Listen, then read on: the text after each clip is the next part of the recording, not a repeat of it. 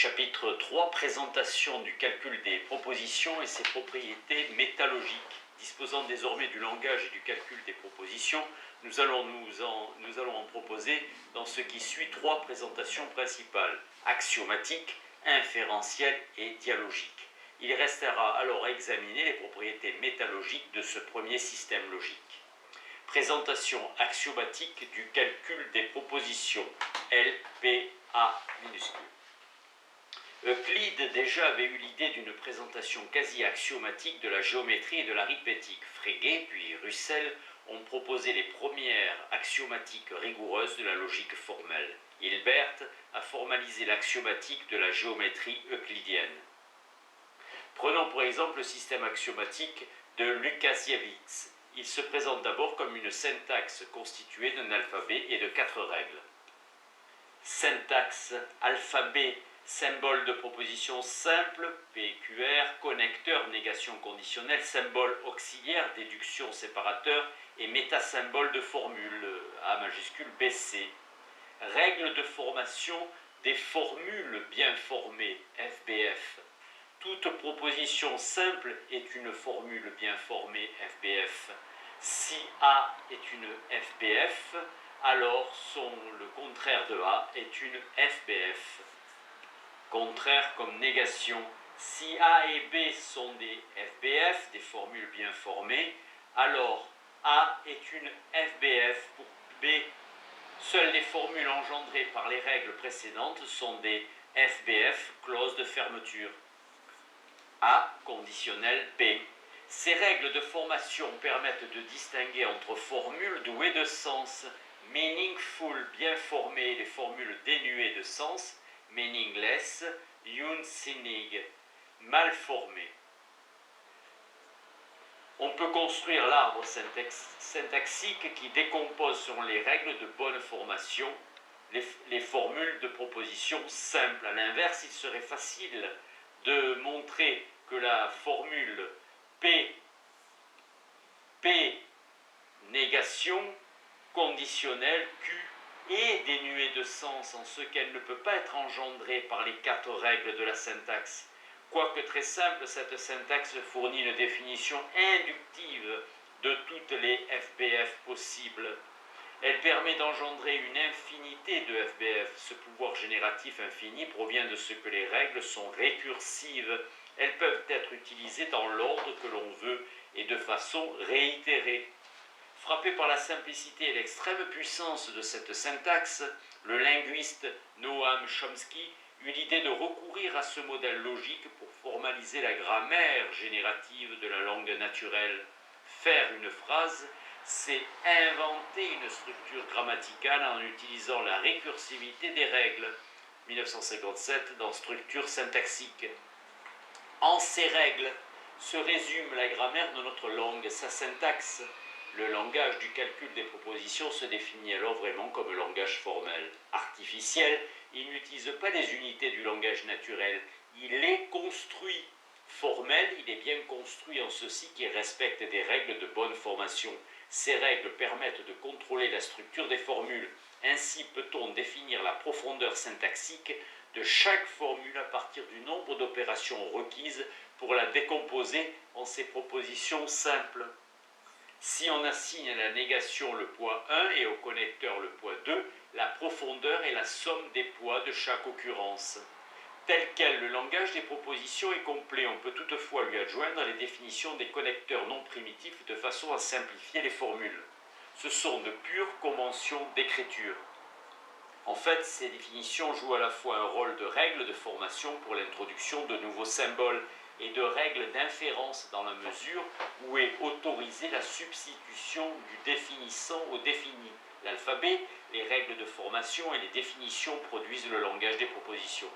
Pour que ce langage autorise un calcul logique, il faut lui adjoindre des axiomes ainsi que des règles de transformation. Les axiomes ne sont plus conçus comme des principes évidemment vrais.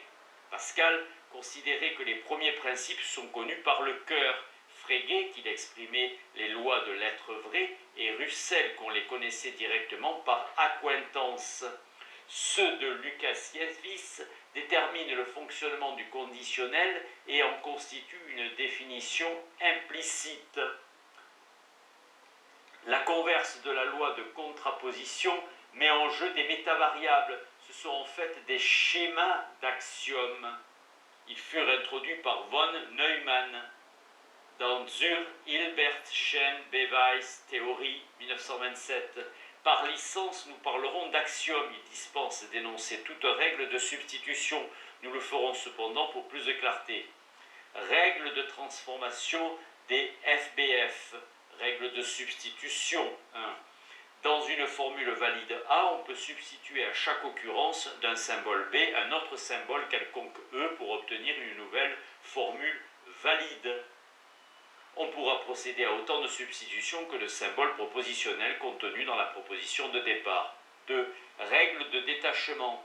Les trois axiomes et ces deux règles de transformation définissent récursivement l'ensemble potentiel de toutes les thèse T, du système considéré. Les axiomes sont des thèses ainsi que tous les théorèmes démontrables à partir d'eux. Les règles de transformation permettent à partir de ces thèses de démontrer un ensemble potentiellement infini des théorèmes TH du calcul. On peut aussi déduire des conséquences à partir d'hypothèses de départ, H hypothèse. Une déduction sera ainsi une suite de formules bien formées du système telles que TH, théorème, soit la dernière et que toute autre formule soit une hypothèse de départ, H hypothèse, ou une thèse, T, obtenue par application immédiate des règles de transformation. Pour alléger l'écriture, on utilisera pour les démonstrations les lettres de proposition simples, P, Q, R, etc. Les théorèmes démontrés le seront en toute généralité. On pourra alors les réécrire à l'aide des métavariables.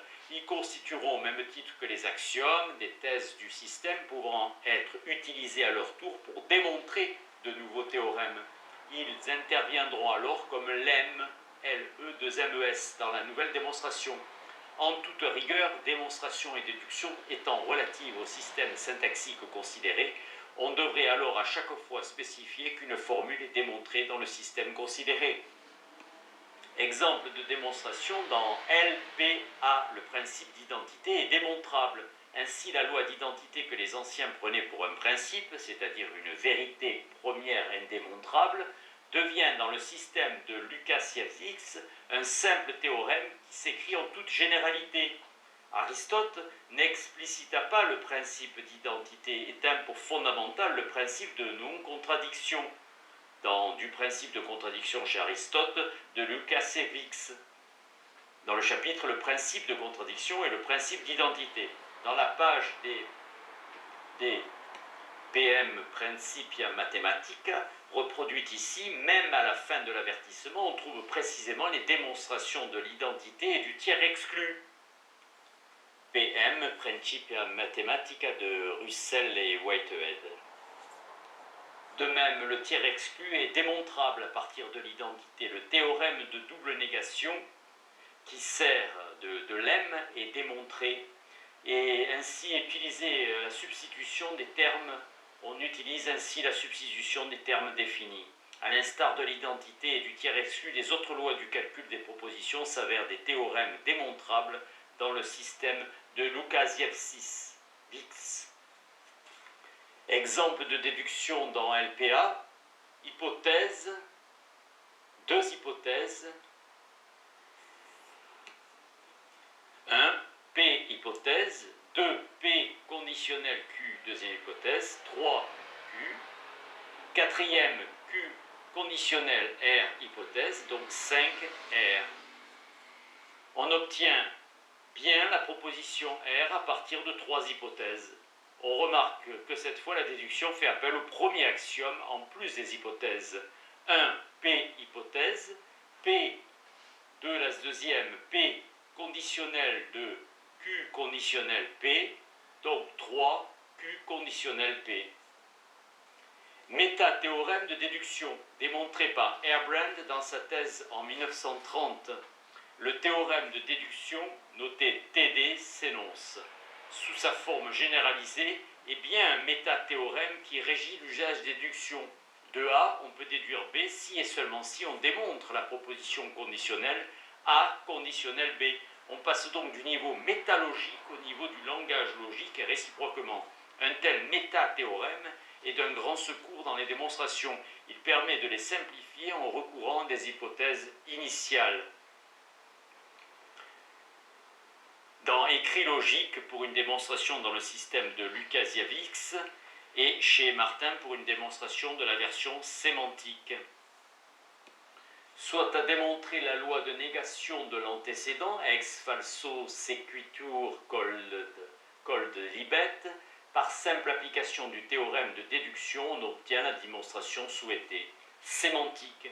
Comme on vient de le voir, LPA est à la fois un langage et un calcul, mais ce langage rationnel ne peut prendre sens que s'il admet des interprétations de ces formules. On doit lui adjoindre une sémantique qui, exprimée dans un métalangage, fournisse les règles d'interprétation de ces différents symboles et formules. La sémantique formelle est née au début des années 30 des travaux de Tarski, dans Logique, sémantique, mathématique, pour une présentation contemporaine de la théorie de modèles, voire Martin dans Logique contemporaine et formalisation.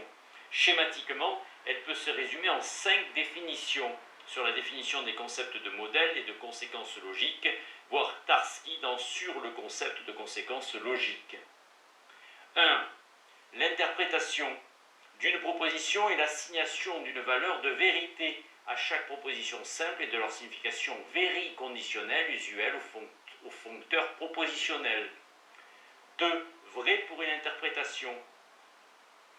3. On nomme modèle toute interprétation d'une proposition qui la rend vraie.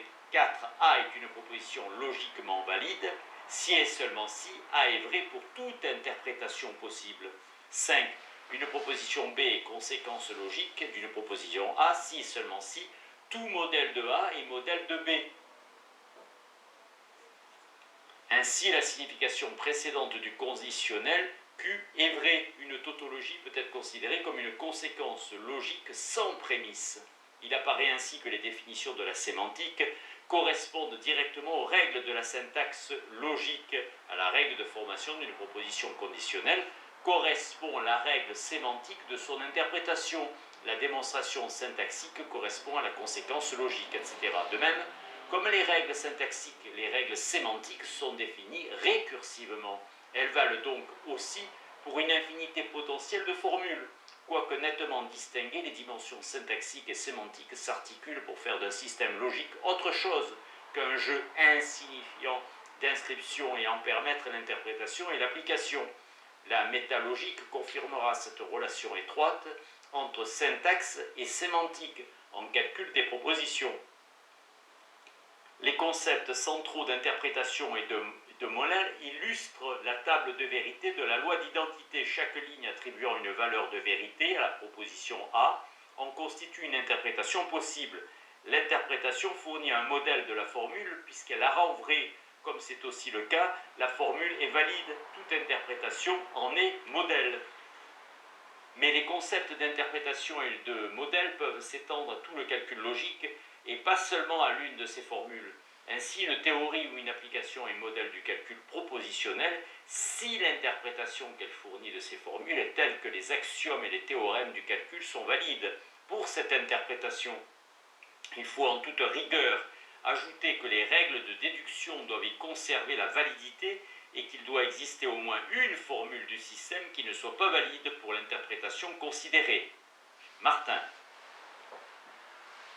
Proposons 2 illustrations simplifiées à l'extrême. En 1943, confiant dans les pouvoirs explicatifs de la logique nouvelle, Warren McCulloch et Walter Pitts interprétèrent le fonctionnement des neurones biologiques en termes de fonctions logiques. McCulloch et Pitts, A Logical Calculus of Ideas Immanent in Nervous Activity, l'idée que le calcul logique pouvait représenter le fonctionnement de l'esprit ou même du cerveau caractérise le paradigme cognitiviste en intelligence artificielle. Le paradigme connexionniste introduit des procédures subsymboliques relevant de systèmes dynamiques étrangers à la logique standard. Désormais, le fonctionnement cérébral devient le modèle privilégié modèle privilégié des réseaux connexionnistes neuromimétiques. Chaque neurone, considéré comme un automate à seuil pouvant être activé ou non, représentait une proposition vraie ou fausse. Il devenait alors possible de les connecter pour réaliser les portes logiques. Ainsi, 3 neurones peuvent fonctionner selon le connecteur de disjonction inclusive. Une interprétation semblable consiste à utiliser des interrupteurs électriques admettant 2 positions ouvertes-fermées. Un montage en parallèle représente la même fonction disjonctive.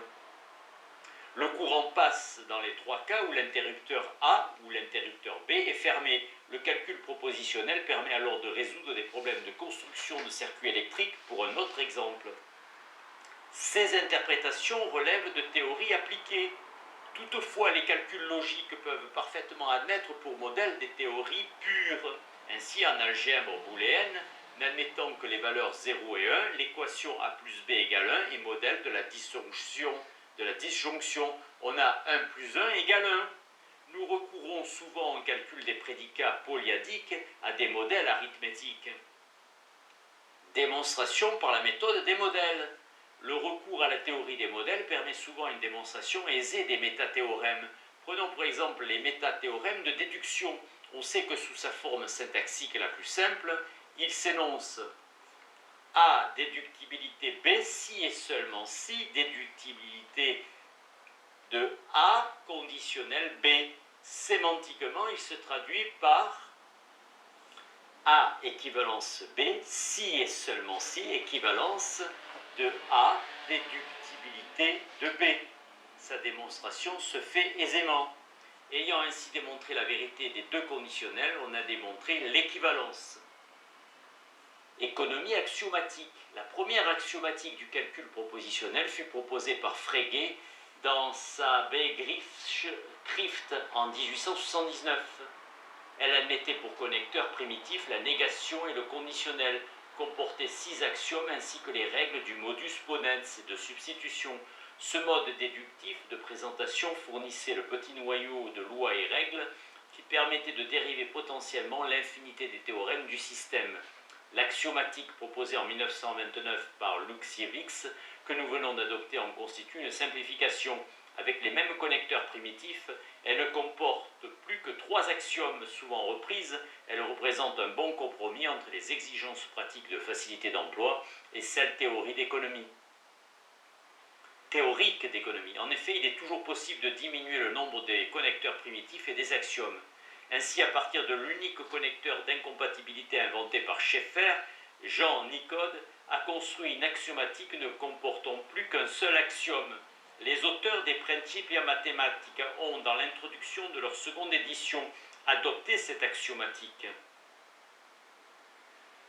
Mais on remarquera qu'ils se sont bien gardés de l'utiliser effectivement pour redémontrer les théorèmes de leurs ouvrages, Whitehead et Russell.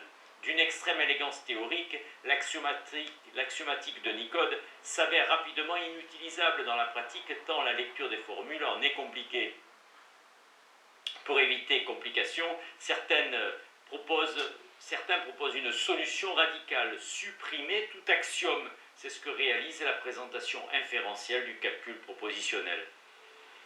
Au terme de cette présentation, on résumera la structure générale de LPA ainsi: règles de formation des formules, axiomes, plus règles de transformation donnent les théorèmes, syntaxe, règles au pluriel d'interprétation des formules sémantiques. Ainsi, la présentation de l'axiomatique d'un système logique.